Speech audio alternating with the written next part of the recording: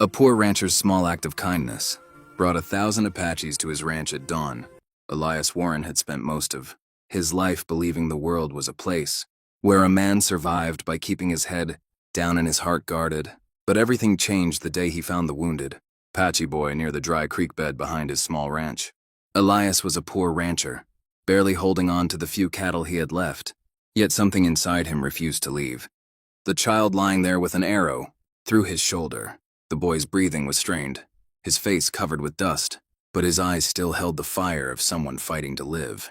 Elias lifted him carefully, knowing full well that taking in an Apache could bring trouble, especially with tensions between settlers and tribes. Still, the way the boy clung to his sleeve told him he couldn't walk away.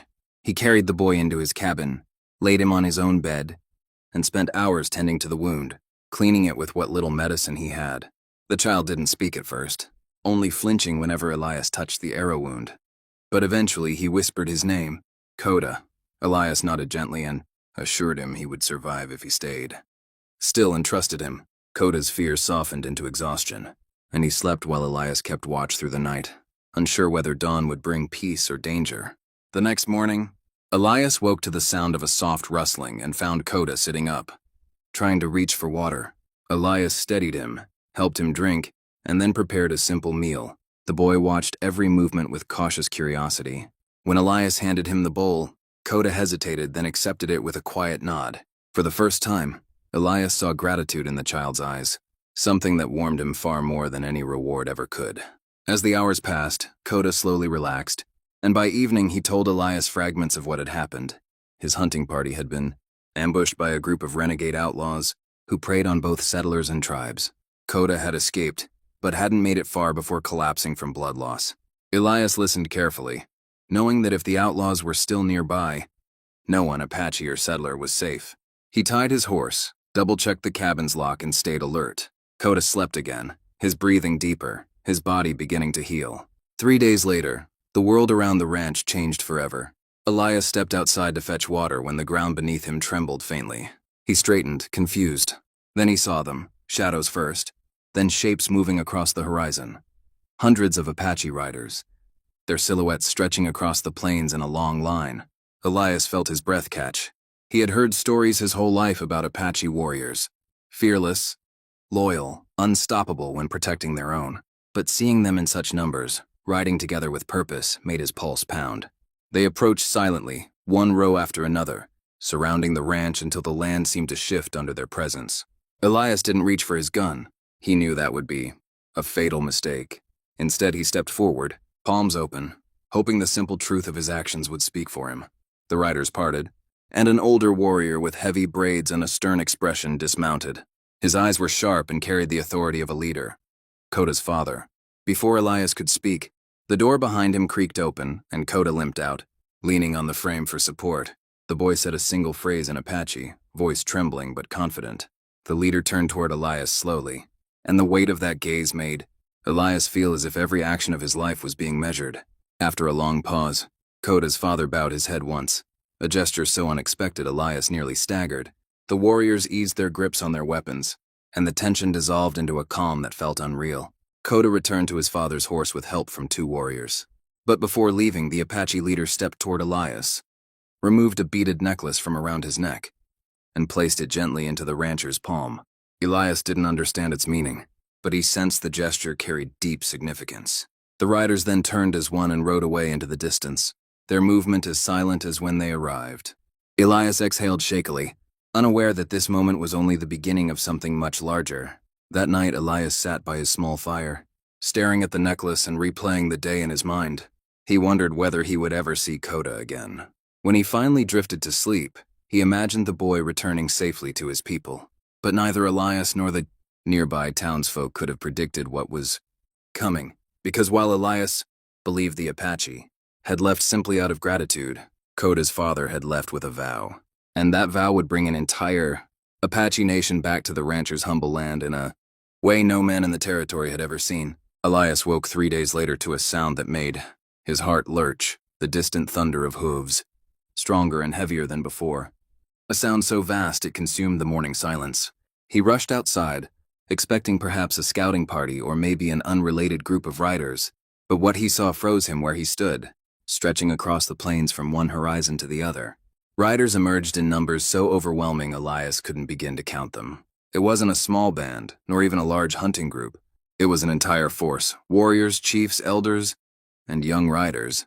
At least 1,000 Apaches riding in formation with banners, drums, and a sense of unity that radiated through the air. Elias felt the enormity of what was happening, but couldn't grasp why they had come back. He hadn't done anything worthy of such a response.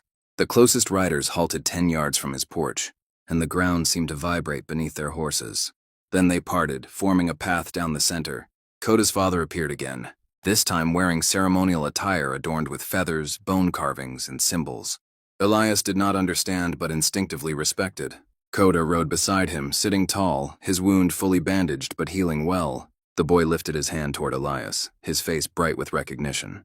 Koda's father dismounted, approached Elias slowly, and placed a hand on the rancher's shoulder in a gesture that carried far more meaning than words. He spoke through a translator who stepped forward from the ranks. The translator explained that Koda's father, known among his people as Chief Nayati, had called a council and shared the story of Elias's kindness. Despite being poor, despite having no obligation to help, despite the risk of bringing danger to his property, Elias had saved the life of a child who was not from his world. Among Nayati's people, such an act carried immense honor. They believed that saving one life created a bond between families, tribes, and generations. Koda's life was precious, and losing him would have broken their community. By saving him, Elias had shown a heart worthy of deep respect. Before Elias could respond, the warriors around him lowered themselves from their horses in a synchronized movement that swept across the land like a wave. It was not a threat. It was a sign of recognition. Elias stood still, overwhelmed. As the translator continued, the chief and his people had ridden to the ranch at dawn to repay the debt of life with protection, support, and alliance. They were offering something settlers almost never received: trust. Koda stepped forward, holding a new necklace, more elaborate than the one Elias had received earlier. He placed it around Elias's neck himself, a symbol that he was now considered a guardian and a friend of the tribe. Elias tried to speak, to say he didn't deserve such honor, but emotion closed his throat. The Apaches did not come empty-handed. They brought food, buffalo meat, dried fruits, baskets, and tools. They brought horses, strong and disciplined, a gift rarely given to outsiders. They mended Elias's fences, strengthened his barn, and even repaired parts of his house.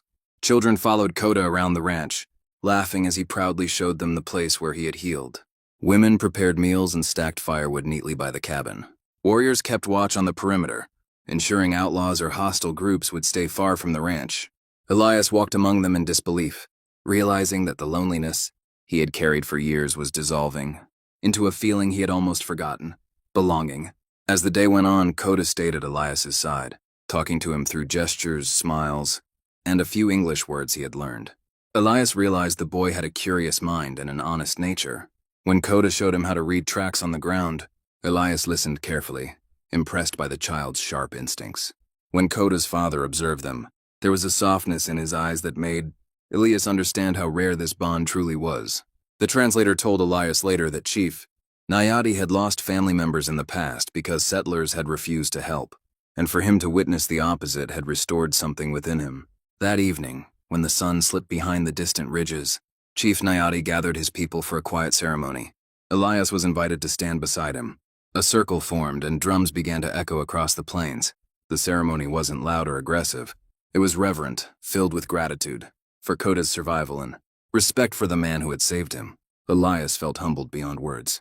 For the first time in years, he felt his life meant something far greater than tending cattle and surviving hardship.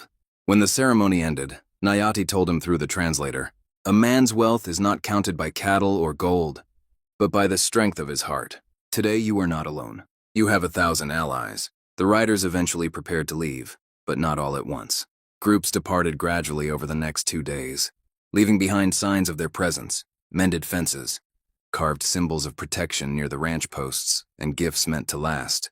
Koda stayed until the final moment, hugging Elias tightly before riding away with his father. Elias stood there long after they vanished from sight, the land quiet again, but his heart fuller than ever.